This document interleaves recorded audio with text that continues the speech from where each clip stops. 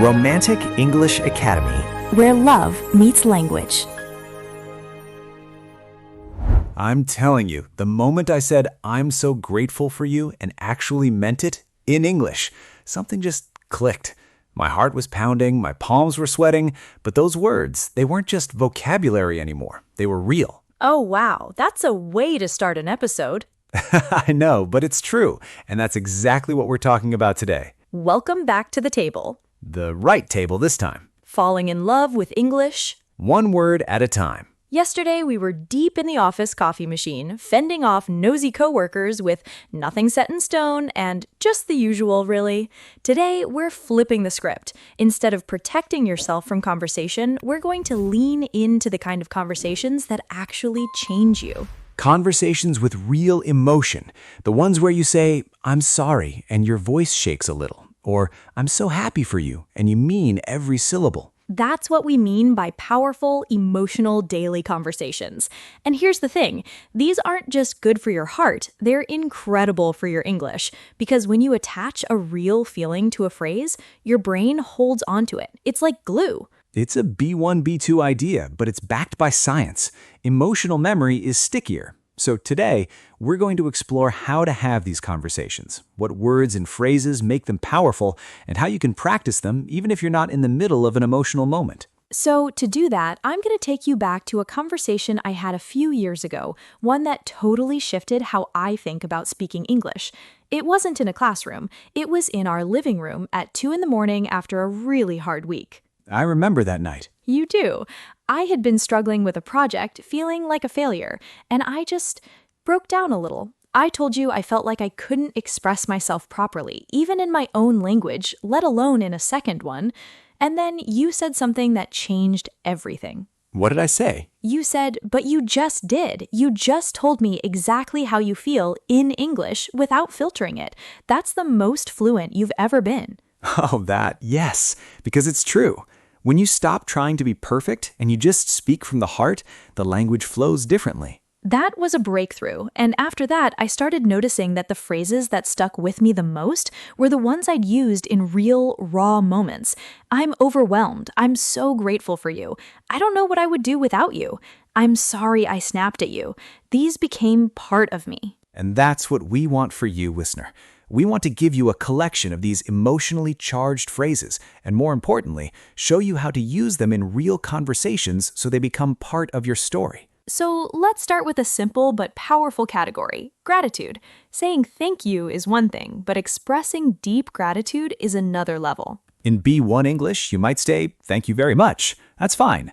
But if you want to move someone, you can say, "I'm so grateful for you," or "I can't thank you enough," or "That really means the world to me." That means the world to me. I love that one. It's dramatic, but real.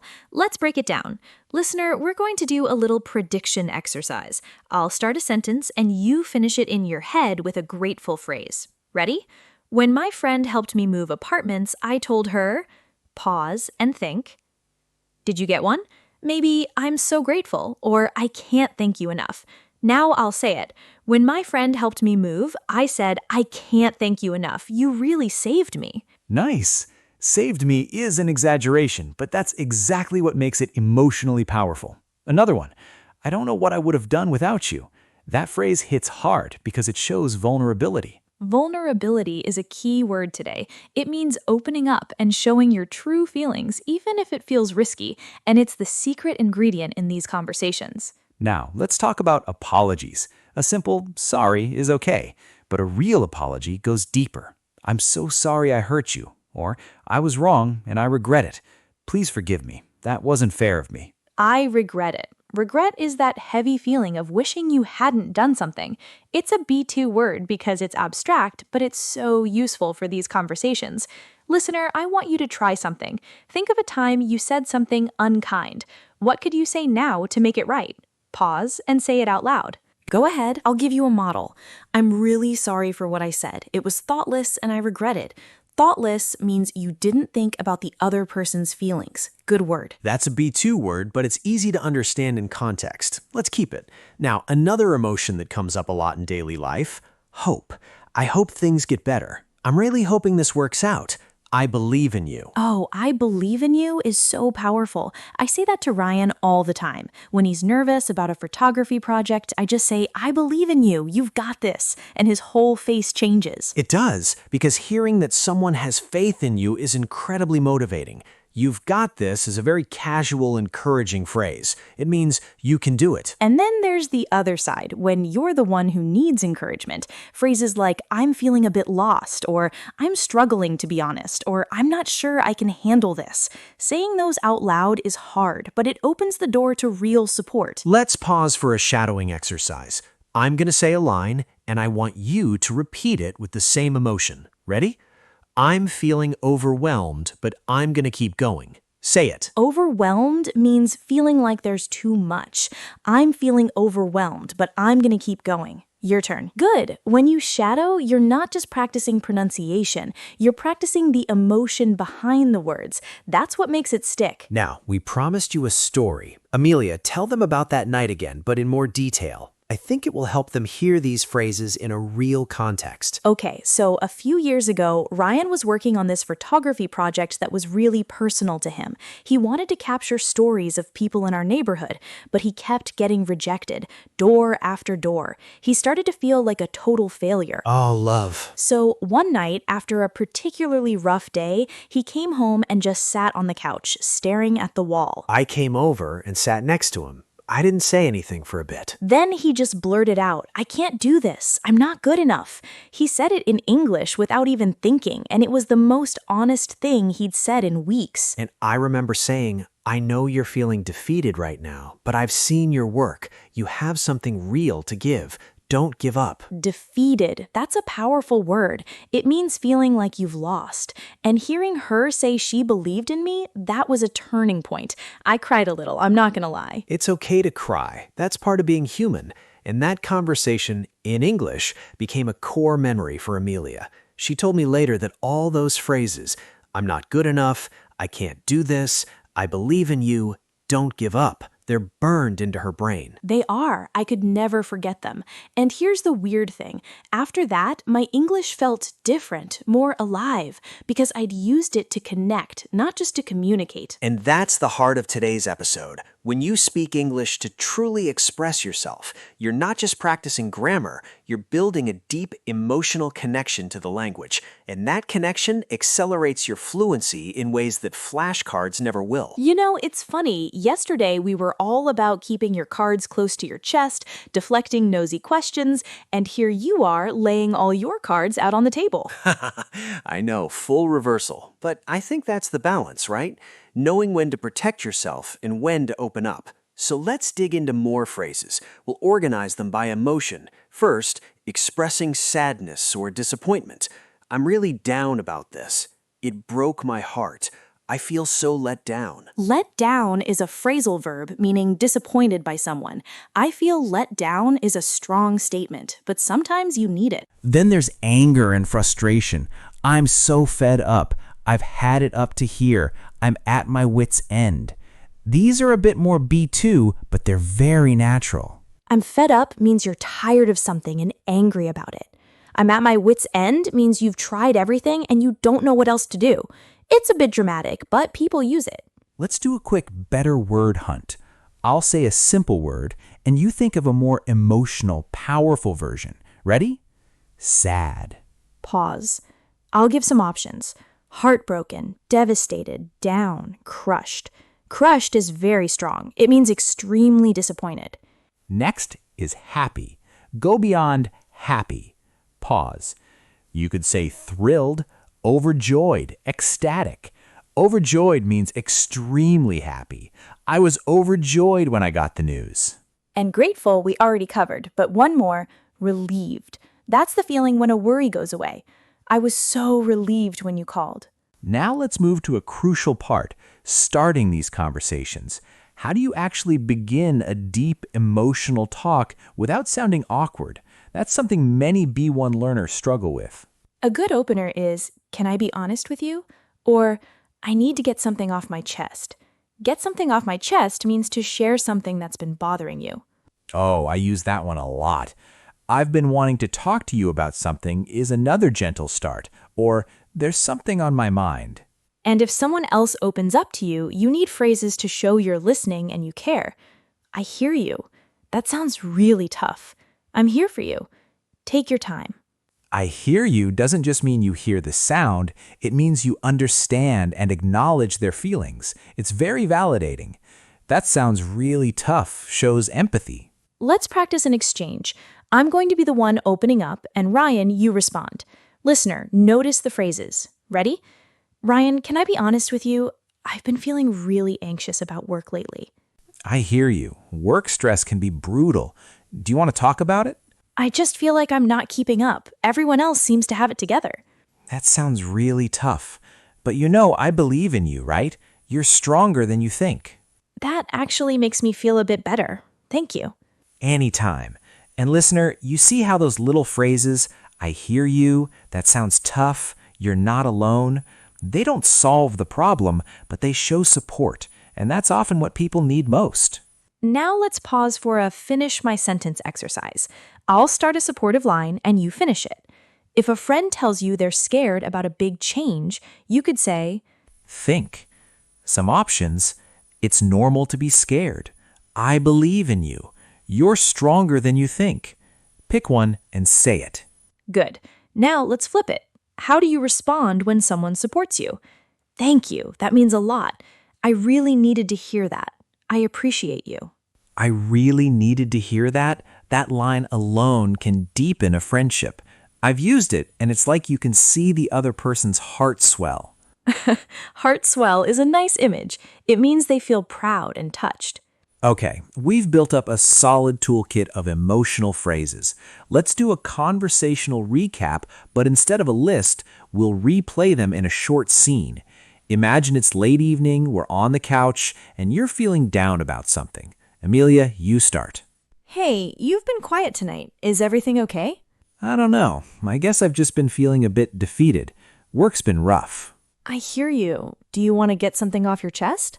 I just feel like I'm not good enough sometimes, like I can't keep up. That sounds really tough. But you know I believe in you, right?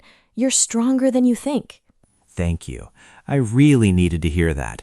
I'm so grateful for you. I'm here for you, always. And that, listener, is how a simple exchange can be powerful. It wasn't long, but it was real, and every phrase we used is something you can learn and use. Now comes the big practice section. This is where you get to apply it. We're going to do a guided personal reflection. I'll ask you a few questions, and I want you to answer out loud in English. It might feel a bit strange, but trust us, it's the most effective way to make these phrases yours. No pressure. If you need to pause the video, do it, but try to speak. Ready? First question. Think of a person in your life who you're grateful for, someone who helped you. What could you say to them? Use one of the phrases we taught. Go. Pause and speak. Now I'll give a sample. I'm so grateful for everything you've done for me. I can't thank you enough. Second question. Think of a moment when you felt disappointed or hurt. What would you say to express that feeling without blaming anyone? Something like, I felt really let down when that happened. Go ahead, say it. Good. Now, third question. Imagine a friend is feeling sad and opens up to you. What supportive phrase can you offer? I'm here for you. That sounds really hard. Or take your time. Pick one and say it. Fourth, think about a hope you have for the future. Maybe something you're looking forward to. How would you express that hope in English? I really hope that, or I'm looking forward to. Pause and say it. Excellent. You're building emotional vocabulary in real time. Now let's do a role play with us. I'm going to be a friend who's going through a hard time. I'll say something, and you, listener, respond with a supportive line. Ryan will jump in after you to show a model, but you go first. So I'll be quiet for a moment. Amelia, start. Hey, I'm sorry I've been a bit distant lately. I've just been feeling really overwhelmed with everything. Your turn. Okay, here's a model from me.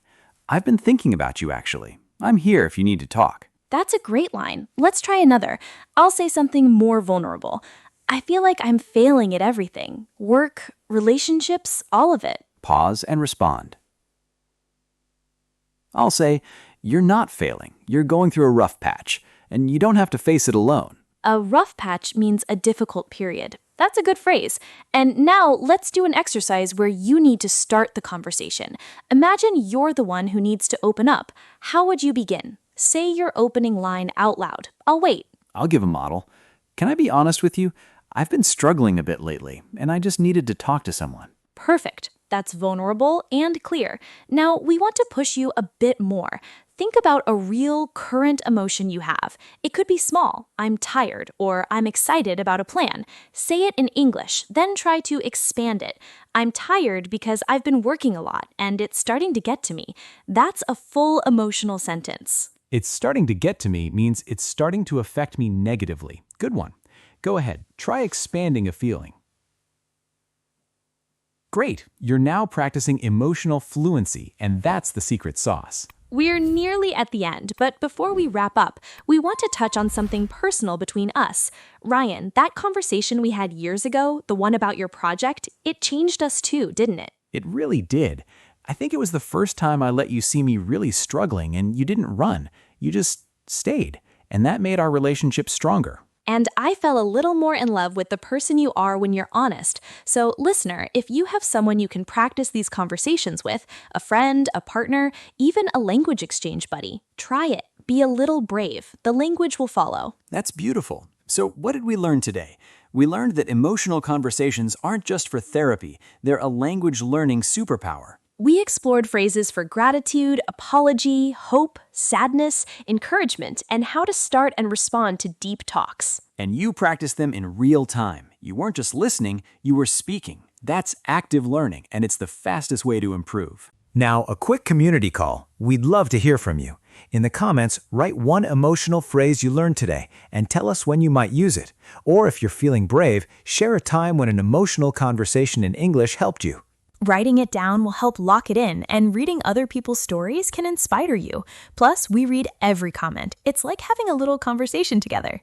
Also, if you're new here, hit subscribe. We put out a new episode every day, and each one is designed to make you fall a little more in love with English. Speaking of tomorrow, we have something special. It's called Speak English from Day One. Super easy daily conversations and listening for absolute beginners, A1.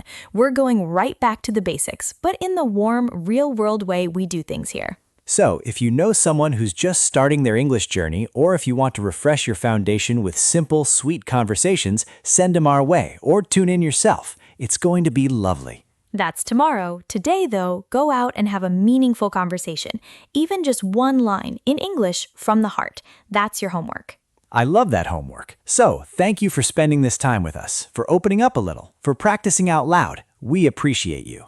Falling in love with English. One word at a time. Bye, everyone. See you tomorrow. Let the language of connection bloom and fill your world with a softer hue. Romantic English Academy.